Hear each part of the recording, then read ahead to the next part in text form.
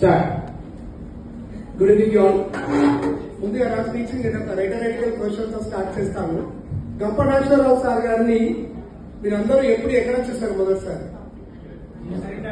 చాలా మంది కరీంనగర్. ఇంకా స్పీడ్ గా గంప నాగేశ్వర సార్ గారు మీరు ఎప్పుడు ఎక్కడ చూశారు? హైదరాబాద్ లో. పర్సనల్ గా చూసిన వాళ్ళు ఎంతమంది, ఆన్లైన్ లో చూసిన వాళ్ళు ఎంతమంది? నిజానికి చాలా మంది అలాంటి ఒక గొప్ప స్పీకర్ ని మొట్టమొదటిసారిగా చూసింది ఆన్లైన్ లో. ఎందుకు అంటే సార్కి తన బ్రాండ్ ఇమేజ్ అనేది యూట్యూబ్ ద్వారా ఉన్నది.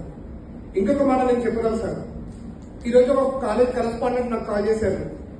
ఏమని చెప్పారంటే, నా స్కూల్లో పేరెంట్స్ కి, టీచర్లకి, పిల్లలకి ట్రైనింగ్ ఇవ్వాలి, నాకు సుధీర్ సంద్రాతో మాట్లాడి అతన్ని తీసుకోరా అని చెప్పేసి ఈరోజు మధ్యాహ్నం కాల్ చేస్తే నేను సుధీర్ సంద్రా నాకు కాల్ చేశాను నెక్స్ట్ టైం. అన్నగారు ఏమన్నారంటే, తమ్ముడు ఇప్పటి నుండి వచ్చే నెల 27వ తేదీ వరకు నాకు అసలు ఒక రోజు కూడా ఖాళీ లేదు, ఒక రోజు ఉంది, అది కూడా అదేమో అది తిరుపతి వెళ్తున్నాను అన్నాడు. నిజానికి మరి ఎంతో మంది ట్రైనర్లు ఉండగా ఈ సుధీర్ సంద్రాను, వేణు కళ్యాణ్ గారినో, ఇంకా ఈ షఫీ గారినో, వేణు భగవాన్ గారినో ఎందుకు జనాలు పిలుస్తున్నారు? ఎందుకంటే వాళ్ళు సోషల్ మీడియాలో ఉన్నారు కాబట్టి. ఎందుకంటే వాళ్ళు ట్రైనింగ్ ఇచ్చేది ప్రత్యక్షంగా ఈ సొసైటీ చూస్తున్నది కాబట్టి.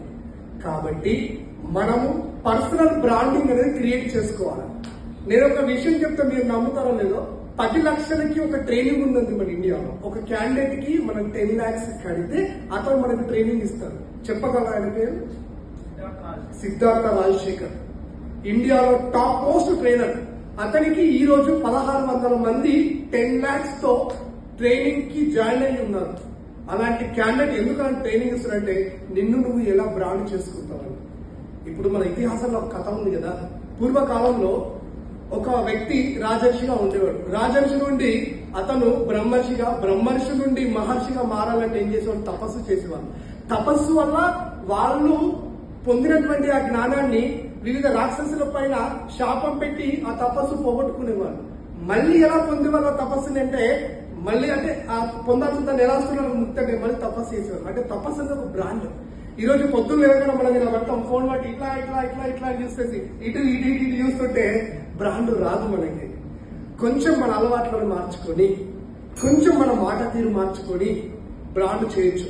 ఫేస్బుక్ ఉంది, ఇన్స్టాగ్రామ్ ఉంది. మీరు చూశారు వస్తున్నాయి ఫీలింగ్స్ అని పాట పాడినాయి. ఇక్కడ అమ్మాయి ఒకసారి చూడండి, ఒక జానపద కళాకారిణి. అలాంటి ఆమె ఈ రోజు ఒక బ్రాండ్ ఇమేజ్ లో సాంగ్ ని క్రియేట్ చేసుకుని వచ్చేస్తుంది. ఒక గంగవ్ అనేటువంటి ఒక రూరల్ మలయాళ మండలం జగిత్యాల జిల్లాలో ఉన్న ఆమె ఈ రోజు అంతర్జాతీయ స్థాయిలో పెద్ద పెద్ద గిఫ్ట్లు తీసుకుంది. ఎందుకు? ఒకటి బ్రాండ్. కాబట్టి ఏ వ్యక్తి అయినా పర్సనల్ బ్రాండ్ క్రియేట్ చేసుకోవాలి. మీరందరూ చేస్తూ రాస్తున్నాను. జై హింద్ అందరికీ.